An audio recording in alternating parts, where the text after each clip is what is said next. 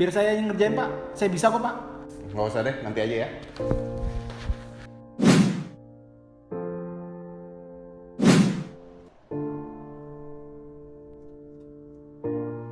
Bengong aja lo. Gini Mbak, gue bingung.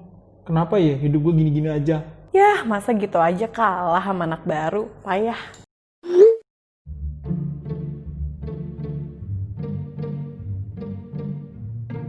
Untuk mencapai apa yang Anda inginkan, pastikan Anda melayakkan diri Anda untuk mencapai tujuan Anda.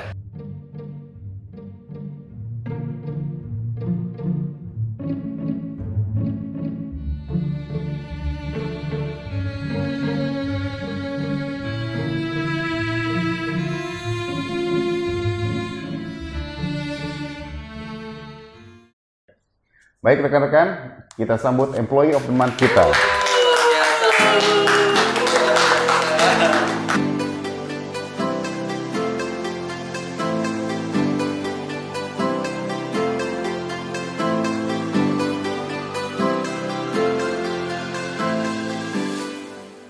Mas, selamat ya.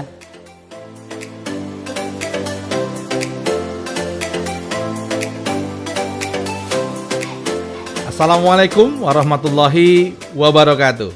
Dalam dunia kerja, tentu kita ingin mendapatkan sebuah pencapaian tertentu.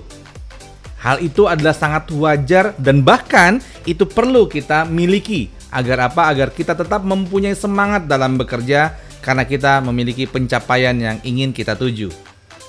Bagaimana cara untuk melayakkan, untuk memantaskan diri kita dalam mencapai tujuan yang kita inginkan? Yang pertama, tentukan tujuan Anda.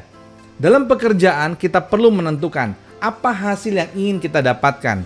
Entah itu karir, entah itu jabatan tertentu, entah itu skala gaji, dan lain-lain. Apapun itu, tentukan apa yang ingin Anda dapatkan.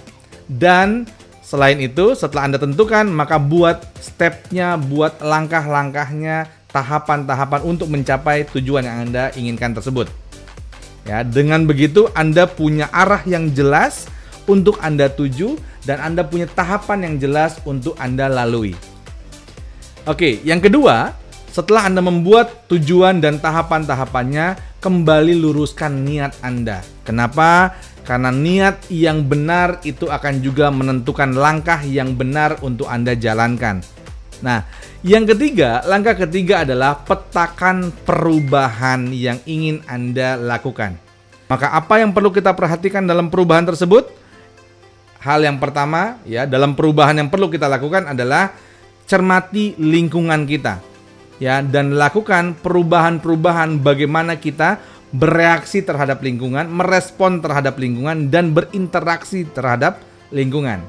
Bagaimana kita berinteraksi dengan teman kerja kita, bagaimana kita berinteraksi dengan atasan kita, bagaimana kita berinteraksi dengan bawahan kita kalau kita punya bawahan, dan bagaimana kita berinteraksi antar lintas bagian dan lain-lain. Perubahan kedua adalah perilaku kita.